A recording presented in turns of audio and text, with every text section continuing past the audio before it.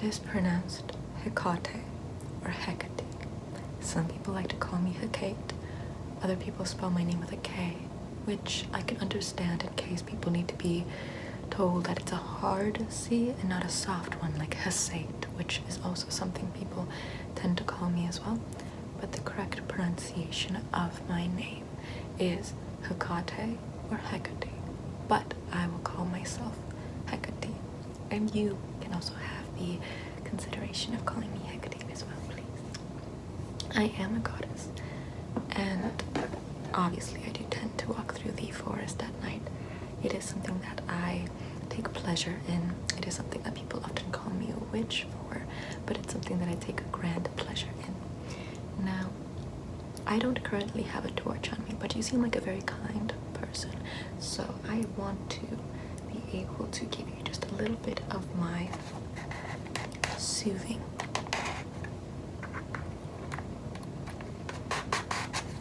So I'm going to light well, I don't have a torch as I said, but a candle. I always bring a candle. It's like a mobile torch.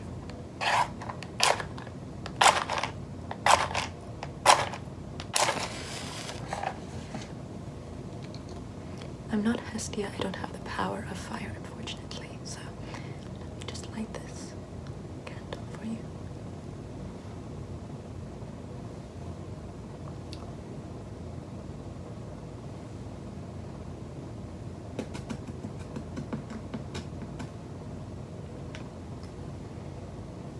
And now, here is your little torch, and the wax is already melting away. The torch is something that I consider to be a symbol for me. People often light torches in their homes to bid me worship, so that way I can protect their homes.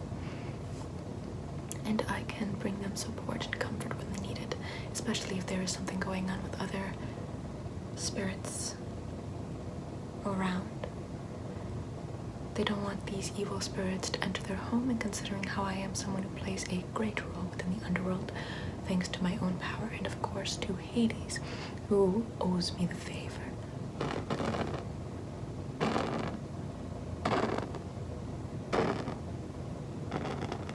Or not the favor, but I did a grand gesture for him and his mother-in-law by letting or helping Persephone, his bride, his wife, to get better accustomed into Hades, her new world, especially since her mother is the goddess of spring, or agriculture rather, but pretty much spring.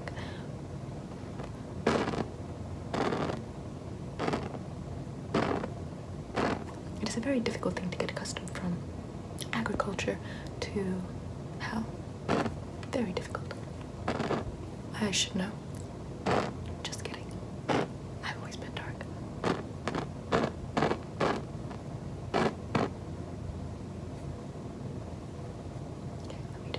You a little bit. I do love purification. It is one of my main traits.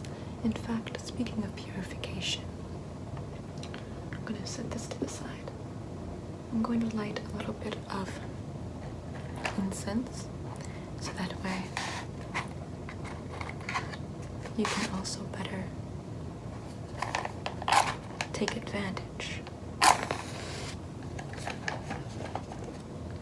of what is about to take place with your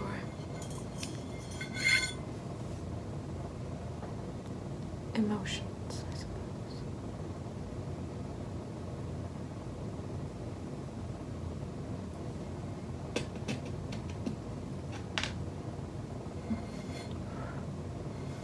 That hardly lit it. What a shame. I need to complain to Hestia. She is such a homebody though, but so am I. I do tend to prefer to keep to myself. I find that partaking with others tends to bring about drama. I am the daughter of two titans, the daughter of the titaness Asteria, who is the goddess of fallen stars, and the titan of destruction, Perseus.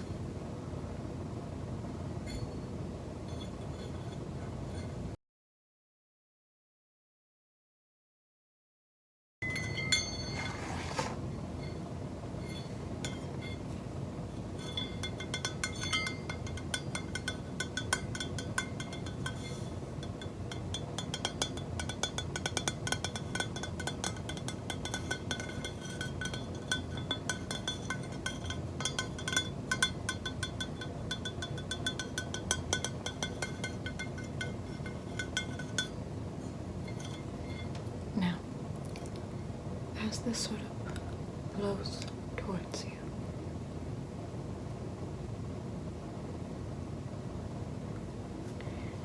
I will continue explaining. So, I tend to stay away from drama from the other gods because, as in the case of when Zeus battled the Titans after his siblings were eaten by Cronus, I decided not to take a side, whether it be for the Titans or for the Olympians, because I just don't meddle in their matters. I find it to be so fleeting and baseless. I mean, granted, he did eat his siblings, but after he freed his siblings, he pursued the rest of the Titans, and I believe that was mostly for power. And I myself do not play a game of power. I know where I stand. I can see the future, the past, the current state of affairs. I am the goddess of witchcraft and necromancy. I can bring back the dead, soothe them. I could also take control of them, but I would rather not.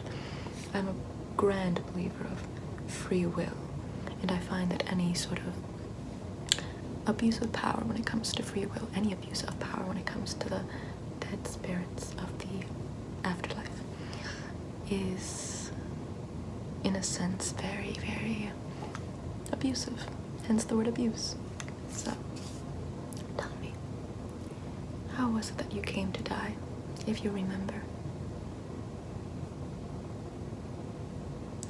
Well, I do remember how it is that you died.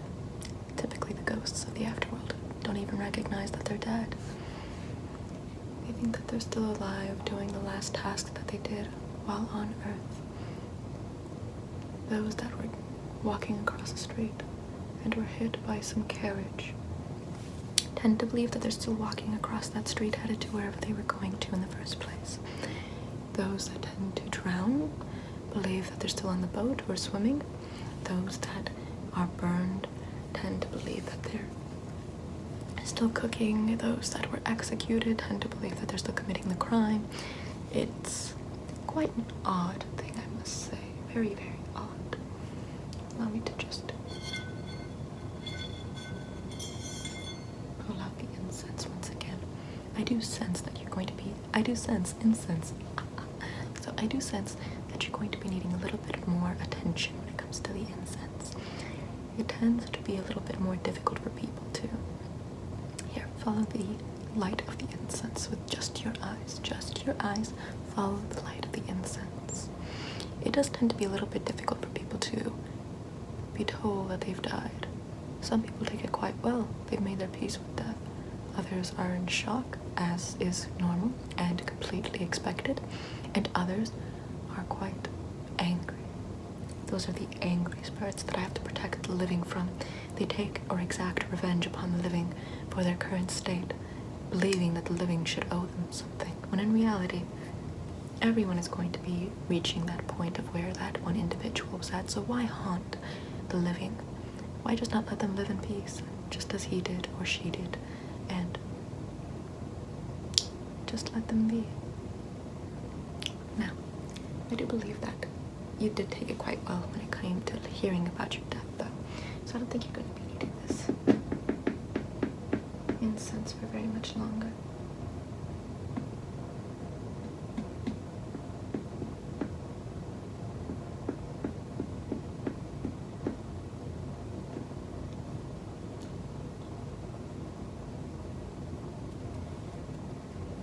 Okay. Let me just slip this right here. Now, tell me, is there any memories that are now coming to mind? I personally could tell you how it is that you died, but I'd much rather you try and remember it on your own. Think back to what you were doing in the forest at night. For I love to come through this forest, but I only come out at night.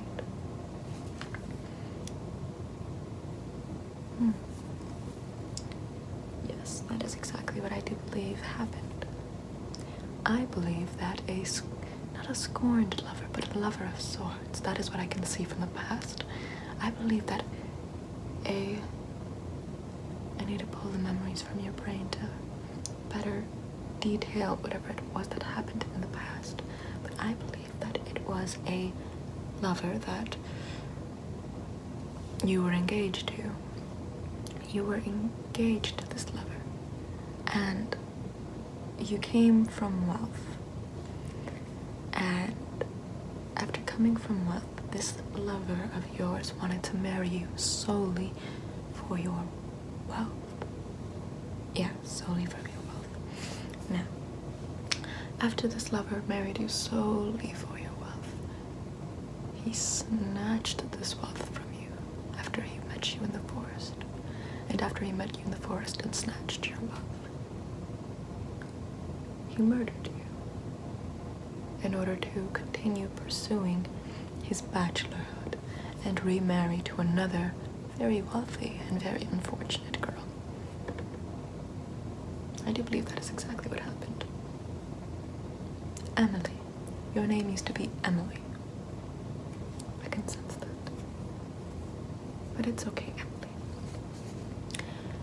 The grand part that I consider to be very noteworthy and something that I'm quite proud of when it comes to my deityship is that I focus and protect those that have been outcasted, shunned, or hurt. Outcasted, shunned, or hurt in the life by society. I'm someone who takes particular attention to those that have been, well, left out, basically. And that is why many of the gods fear me, is because I don't pursue power. I just pursue justice and protection. And I am very protective of those that I need protection.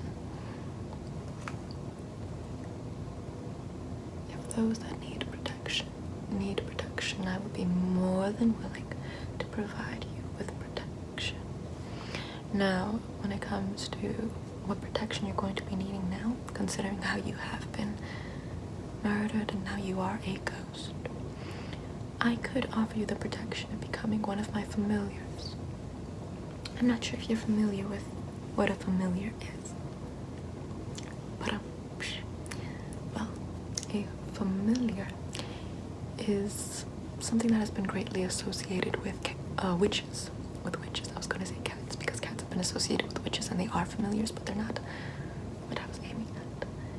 Witches, witches, witches, witches, witches, witches, witches, witches, witches, witches, witches. Yes, I did provide the backing vocals for Goblin off of the soundtrack of Suspiria. I'm glad you noticed that.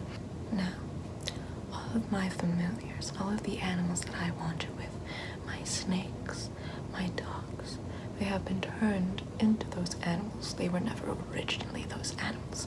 They used to be people who were turned into these animals by the hands of the other gods for whatever reasons they had, for whatever motivations they had. They were turned into these animals as punishment.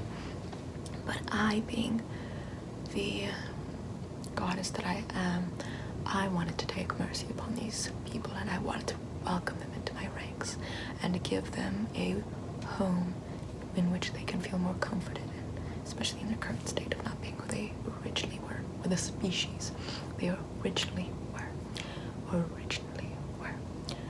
So, if you wish, I could turn you into an animal, and you could join my ranks as one of my familiars, if you so choose to. And if that is something that does appeal to you, we could just determine which animal it is that you would be best suited to become. Would you like to? You could escape the forest and not have to wander here for the next eternity. You could regain all of your memories from when you were a human, including the one of you being murdered. But if you decide that you don't want that memory, I could just take it away from you, considering how I do have, well, the power of over the dead. And since you are dead, I could manipulate your memory. And if you so choose to, you could also become someone that could even hold my symbols. For example, keys. You could hold my keys, and you could hold my torches and whatnot. Is this something that would appeal to you? Very well. So, I am very, very glad become one of my familiars. It is something that I think would benefit you greatly. I think you're someone that would really do well as one of my familiars. But now the question stands. What animal shall I turn you into? You could be more of a furry woodland animal. I don't have one of those, but Artemis tends to take all of those woodland animals as one of her symbols. Athena has the owl. Hera has the no, not the pitcher. The, what is that bird? Whose tail opens up and there's very many colors that are beautiful. I forgot the name of the bird. Nonetheless, fancy turkey. Hera has the fancy turkey as her bird, and Artemis has the deer. So I have to decide what animal that it is that I want. I believe Aphrodite's animal is the dove. I think, don't quote me on that. I don't really spend very much time with them. I am someone as, for example, like you, who likes to be on their own and just to kind of relax and just take a time away from everyone else, especially those that are quite burdensome to be around. I myself am not a big fan of drama, so if there's any drama, let me just soothe it away and brush it away from your face, from your head, from your stress. And as I do so, I'll be feeling out which animal it is that you would better be suited as. But I think I'm feeling, I think you would do best as a woodland animal, but not a bird. I think you would do well as a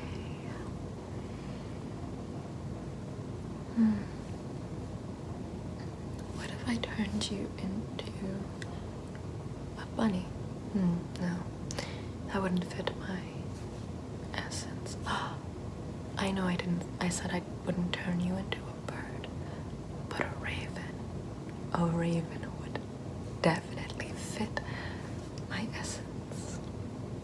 And I think that it would also provide you with the shade, the coverage that you would want to have as a form of protection, since you're easily able to blend in with your surroundings.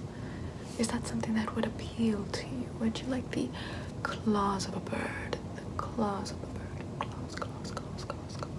Claws of a bird. The feathers of a bird. Feathers of a bird. The beak of the bird. Beak. And the eyes of a bird. Excellent. Well, in that case, you will then and thusly be turned into a raven. Oh, raven. You'll fall into a sleep, and once you wake up, you will be turned into a raven. You will awake a raven, and you will be by my side, serving as my familiar, and you will be someone of great purpose. So just go to sleep, and awake a raven. Go to sleep.